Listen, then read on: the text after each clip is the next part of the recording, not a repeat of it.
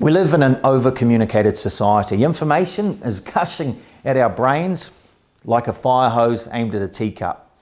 If you want your message to be captured and retained, you'd better be prepared to be more interesting, more relevant, or more entertaining than the competition. Hi, welcome to video number 4 in this series and to the topic of your business's marketing message. In video 1 of the series, I asked you to pinpoint the hole in the marketplace that your brand fills, to focus on what differentiates your business offering, and then to list the true benefits those differences create for your business. The secret of successful advertising is to uncover the story that is uniquely and wonderfully your own, and then tell that story in the most compelling way possible. Now, you won't uncover it by trying to imitate others, and if you want to stand for something, you can't stand for everything.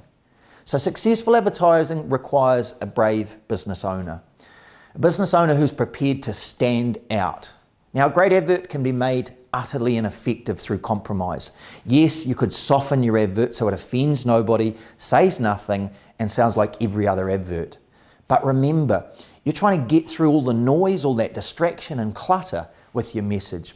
We've already acknowledged people are avoiding advertising. That is obviously advertising, because it is, after all, just advertising. So why would you want to turn your business into an advert? The very thing that people avoid.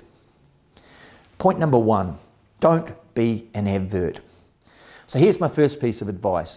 Don't fall into the trap of turning your story into an advert. Now, word of mouth has long been your best form of advertising.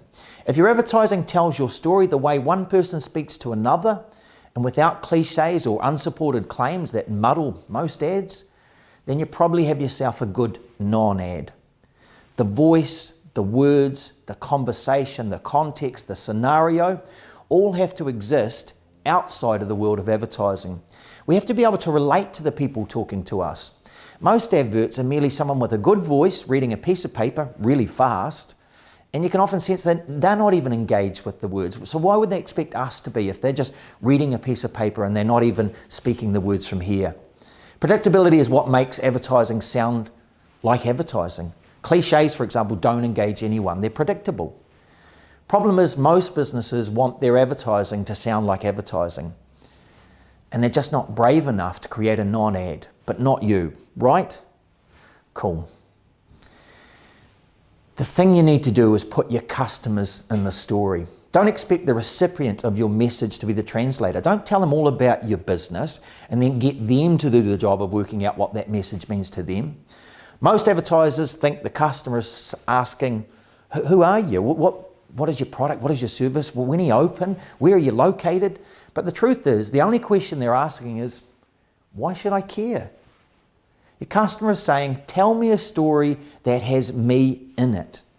Now, the more your advert can place people inside these problems, joining the conversation that's already existing in their minds, the more compelling it will be. Don't narrate the problem, put people inside the problem. Powerful advertising points the mind's movie camera to that place in the mind where you want the listener to go. So the most powerful word in the advertising language is the word you. You engages the mind of the listener, and skillful use of that word puts the listener in your ad. Now, for all the thousands of people who visit your website, for example, they only arrive one reader at a time. So talk to that one person. If the first 3 paragraphs of your website don't include the word you at least 8 times, then rewrite it. People didn't come to your website to read all about your business. They came to see if you understand them and their problem. Demonstrate you do. Talk to them about themselves. Okay, your claims. To be persuasive, your ads must be frank, they must be direct, they must be honest and believable. I think dishonesty and exaggeration happens in advertising because businesses think the truth is seldom appealing enough.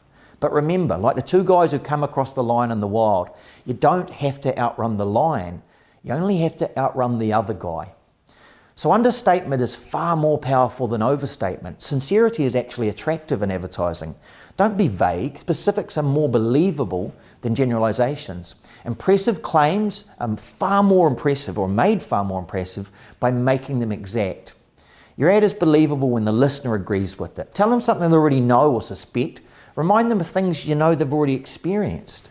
Confirm with them that their perceptions are accurate, and they'll agree with whatever you have to say. Nothing sounds quite so much like the truth as the truth. And I think most people know the truth when they hear it. The next point, your framework is like a logo. Now, the framework is the continuation of the theme, the scenario, the style, or the characters that you employ to deliver your story. Good adverts are created with a framework that can get them extended to later ads. If you start afresh with a different sound and a different theme and a new angle each time you advertise, you'll get no residual benefit from the profile you're creating. You're starting again. Most adverts, they have no framework at all. They're just another voiceover. So insist that your media reps provide you with a concept that has legs. Make them explain how the campaign's going to evolve over time and the multiple directions that it can go in. To finish with, let's address the 3 parts of a good marketing message. Now, if you take note of the guidelines I've already outlined and you get these 3 following components right, you'll already be miles ahead of the competition before you even get started. So, you may have heard of the sequential marketing acronym that says AIDA, which stands for Attention, Interest, Desire, and Action. Well, it's correct. You have no chance of creating an interest, desire, or action for your business if you first haven't gained the attention. So, number 1, the audience's attention. All adverts should start with a single objective: gain the attention and interest of the listener. Don't jump straight into your core message. Start by gaining their attention so they'll listen to the message when it arrives. People should be drawn into your advert with curiosity, wondering what the actual message is about. People don't listen to adverts, they listen to what interests them. Advertising must entice your customer with a thought more interesting than the current one in their mind. Now, the common, the mundane, the predictable, they're just ignored. But if you're intriguing or you're fascinating, invoking, well, they're immediately grabbed and examined. And that's what you want to achieve with your advertising. Think of it as the lean-in effect. If you can get people to lean in towards your message, then you've got a far greater chance of them capturing and retaining that information. Some advertisers will commit to 90% of their advert to just creating that lean-in effect and only then deliver the message they want people to remember.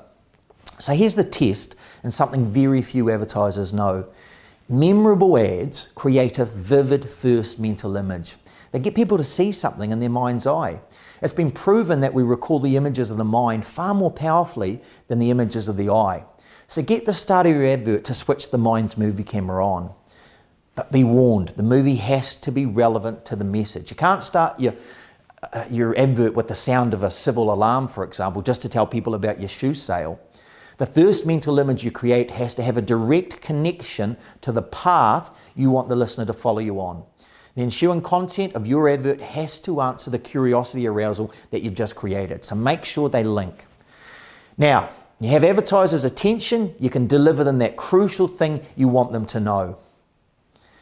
What is the one thing you want to get across? What is that hole and those differentiators and those benefits we spoke about? What are you wanting them to know about? Of all the information I share with you in this video series, this is among the most critical. Your advert must contain a consumer benefit. You know what the consumer thinks? That you and all your competitors are pretty much alike. And that by listing parallel things that you do and they do and all your competitors do, you're just reinforcing that commonly held belief that you're all the same. And therefore, price is really the only differentiator. Every sentence you use in your marketing to highlight that fact actually weakens your message. Here's a powerful discovery made in the field of social science. Just by focusing attention on an aspect of something, that aspect becomes more appealing. It may not have the most universally appealing point of difference, but you don't need to. Focus your message on the gap that your point of difference fills, because focused attention alone will make it more appealing. To receive the strongest benefit of focused attention, the key is to keep the focus singular. Don't compare, don't list all the things that you do that they do. Focused attention on your favorable facets, just keep it focused. Don't talk about the competition. Now, if you get that one thing across and you have people believe it's the most important thing, they will, because you made it so, because you got their focused attention on it. Okay, finally, no person takes an action until they've seen themselves taking that action in their mind. We always imagine a thing before we do it. So making your prospective customer imagine doing what it is you want them to do, that's the highest goal of advertising. So just as a great advert starts with a vivid first mental image, it must finish with a powerful final mental image as well. An effective last mental image causes the listener to see themselves doing the very thing that you wish them to do. More than a call to action, a well-written last mental image actually completes the desired action in the mind, creating a mental picture in which the action has already taken place, them imagining the after-state versions of themselves. So keep your call to action singular and simple. If you want them to visit, and it's unlikely they know where your premises are, then get them to go to your website so they can see where you are. They can look you on the map, they can see a picture of the front of your business, and then they can close that mental image in their mind, and therefore they're far more likely to visit you in person. I could talk about advertising tricks of the trade forever, and there's certainly more for you to discover.